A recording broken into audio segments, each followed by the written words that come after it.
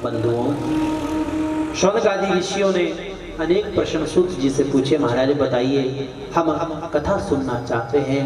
सूत जी महाराज शौनक आदि ऋषियों से कहते हैं, शौनक आदि ऋषियों, ये कथाएं जिस किसी ने सुनी उसका कल्याण हुआ। शौनक आदि ऋषियों ने पूछा, महाराज किसने सुनी?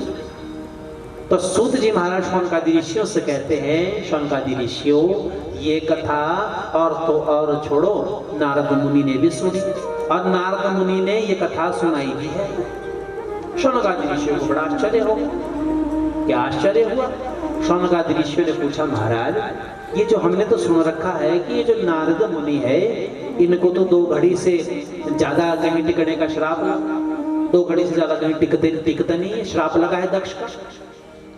परंतु ऐसे अस्थिरस्य नारदस्य, जो टिकने वाले नहीं है नारद जी, उन्होंने पहले 7 दिन तक एक जगह बैठकर 7 दिन तक कहाँ ये कथा सुनी और फिर 7 दिन तक कहाँ ये कथा सुनाई। ऐसा संयोग कैसे बना महाराज? क्योंकि नारद मुनि को तो श्राप लगा है, 2 घड़ी से ज्यादा कहीं टिक नहीं सकते। ऐसा संयोग कैसे हुआ? तो सूत जी महाराज शौनक आदि ऋषियों को बताते हैं, सुनो। एकदा हि विशालाया चत्वार ऋषयो अमला सत्संगार्थं समायाता ददृशोस्तत्र नारद। एक समय की बात, बद्रिका विशाल में, बद्रिका धाम में भगवान का सत्संग चला हुआ है। और सत्संग करने वाले कौन है? चत्वारे ऋषि, सनक, सनंदन, सनातन और सनत कुमार, ये 4 ऋषि हैं। और इनका सत्संग हर कहीं चला रहता है, जहाँ कहीं भी स्थान मिलता है बस बैठ जाते हैं। एक वक्ता है, 3 सुनते रहते हैं। कहीं कभी देवी भागवत की कथा शुरू हो गई, कभी शिव पुराण, कभी लिंग पुराण, कभी पद्म पुराण, कभी स्कंद पुराण, कभी 18 पुराण है। कभी जब पुराण समाप्त हो जाते हैं तो उपनिषदों की चर्चा, शास्त्रों की चर्चा, वेदों की चर्चा, आपस में भगवान की चर्चा चली रहती है। हर समय भगवान का भजन में ये 4 ऋषि रहते हैं। एक बार बद्रिका विशाल में, बद्रिका धाम में ये 4 ऋषि सत्संग कर रहे थे। और क्या हुआ?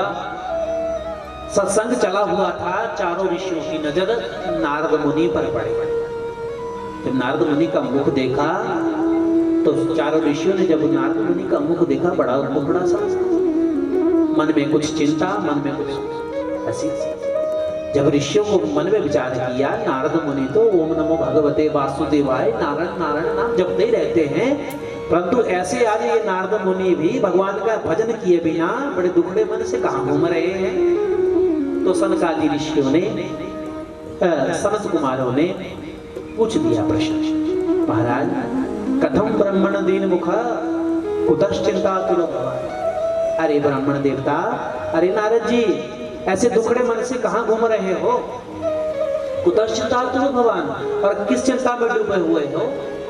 त्वरितम गम्यते कुत्र कुतश्च आगमनम तत्। कहां से आए हो, कहां जा रहे हो? नारद जी बताइए। नारद जी कुछ ना बोले बेचारे। इदानीम शुद्ध चित्तोसि गतवितो यथा जना। आप तो, आपका मुख तो ऐसा लग रहा है कि ना जाने कोई आपका कैसा धन, कोई बहुत सारा धन आपका चुरा कर ले गए। परंतु नारद जी एक बात तो बताइए, आपका ऐसा कौन सा धन चुरा कर ले गया? आपके पास तो एक वीणा है, उसमें नारायण नारायण करते रहते हो। तुम्हारा कौन सा धन ऐसा चुरा कर ले गया? संसारियों का धन चुरा कर ले जाता, वो दुखी होता तो मान सकता, परंतु आपका ऐसा कौन सा धन चुरा कर कोई ले गया है जो आप ऐसी चिंता में डूबे हुए हो? तो वेदम मुक्त संगस्य नोचितम बदकार। आप जैसे महात्मा को, आप जैसे भगवान का भजन करने वाले संतों को कभी ऐसे नहीं रहना चाहिए। क्या करना चाहिए? अगर कोई दुख का कारण है, कोई चिंता है, तो वदकार मत, अपने दुख का कारण बताओ। सनकादियों ने प्रश्न पूछा, सनत कुमारों ने प्रश्न पूछा। तो महाराज नारद मुनि अब सनकादि ऋषि के सामने बोल पड़े, महाराज अपने दुख का कारण मैं क्या बताऊं?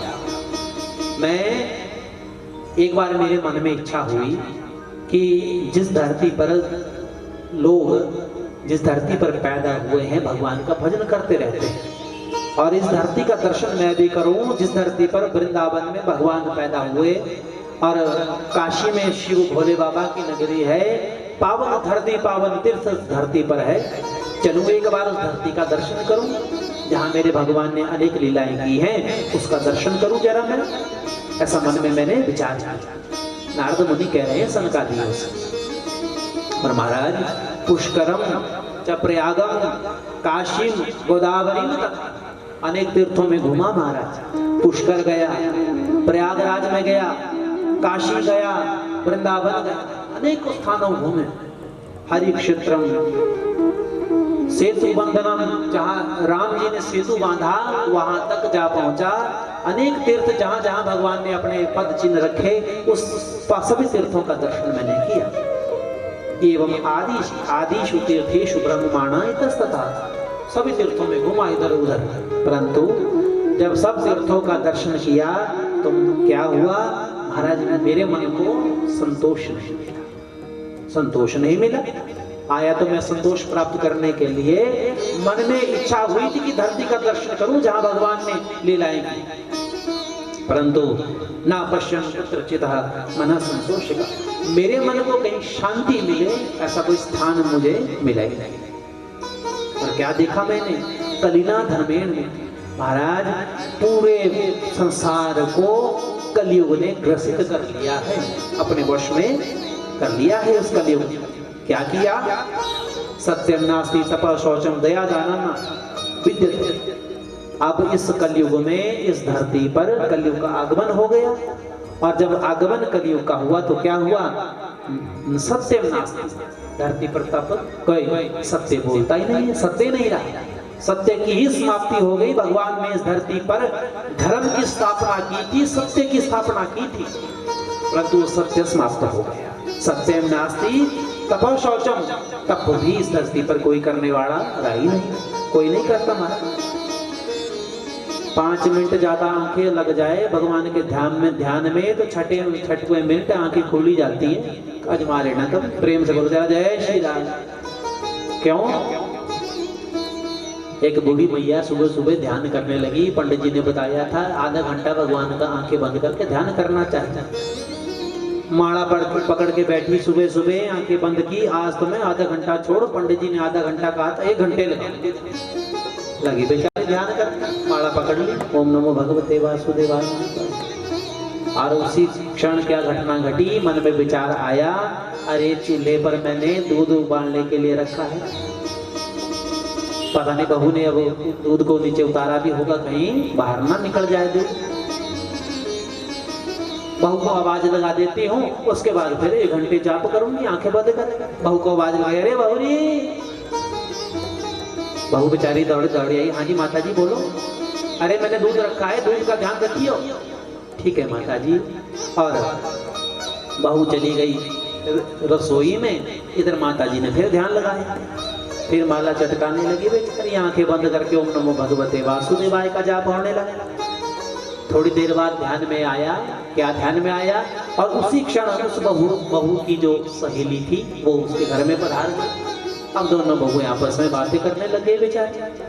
दूध का ध्यान रख रही है बहू, ऐसा नहीं है कि दूध का ध्यान नहीं रख रही। अपनी बातें दोनों बहुओं में चली गई। इधर कान में शब्द चला गया बहू, और मन में विचार करने लगी। पहले तो चला हुआ था ना ओम नमो भगवते वासुदेवाय, अब विचार करने लगी, सोचने लगी, पड़ोस में भी आ गई, पड़ोस की बहू भी आ गई, और मेरी बहू जरूरी मेरे बारे में चुगलखोरी कर रही, मेरे बारे में बोल रही। माला छूटी, माला नीचे छोड़कर अब चुपचाप दरवाजे पे दोनों की गप्पे सुनने लगी। प्रेम से बोलो जय श्री राधे। ऐसा होता है भजन। समय बीतता गया, थोड़ी देर जब ध्यान में आया, बहू को आवाज लगाई, अरे मैंने दूध का ध्यान रखने के लिए कहा था, रखा? माता जी रख रही हूँ। अब सोचा कि मेरी बात तो नहीं कर रही है, बेचारी चली गई अपना ध्यान लगाने के लिए, अब तो पक्का लगाऊंगी। अब कोई घर में अंदर गई, भगवान जी के चरणों को किया प्रणाम, भगवान अब पक्का 1 घंटे ध्यान लगाऊंगी। पकड़ ली फिर से माला, ओम नमो भगवते वासुदेवाय का जाप होने लगा। नन्हे नन्हे पाँव से जब उसका पोता उसकी पोती दौड़ी दौड़ी नन्हे नन्हे पाँव से उसकी गोदी में गिरी, माला तो भैया धरी की धरी रही, पोती को, अपनी पोती को गोदी में उठाकर उसे दुलारने लगी। भगवान कहते हैं भगवान को पाना इतना आसान नहीं है, इतने आसानी से मिल जाता तो सबको मिल जाता। नारद मुनि भी सनकादियों से यही कह रहे हैं, महाराज ऐसा तप है ही नहीं संसार में। 5 मिनट के लिए भी अगर जीव संकल्प कर ले कि 5 मिनट का ध्यान लगाऊंगा, उस 5 मिनट में भी पवित्रता कितनी रहेगी कभी आजमा लेना। 5 मिनट भी तुम अगर भगवान का ध्यान पवित्र मन से लगा, परंतु भैया आंखें बंद कर लो, कान बंद कर लो, अपनी इंद्रियों को अपने वश में कर लो, परंतु मन को वश में करना बहुत मुश्किल है। प्रेम से बोलो जय श्री राम।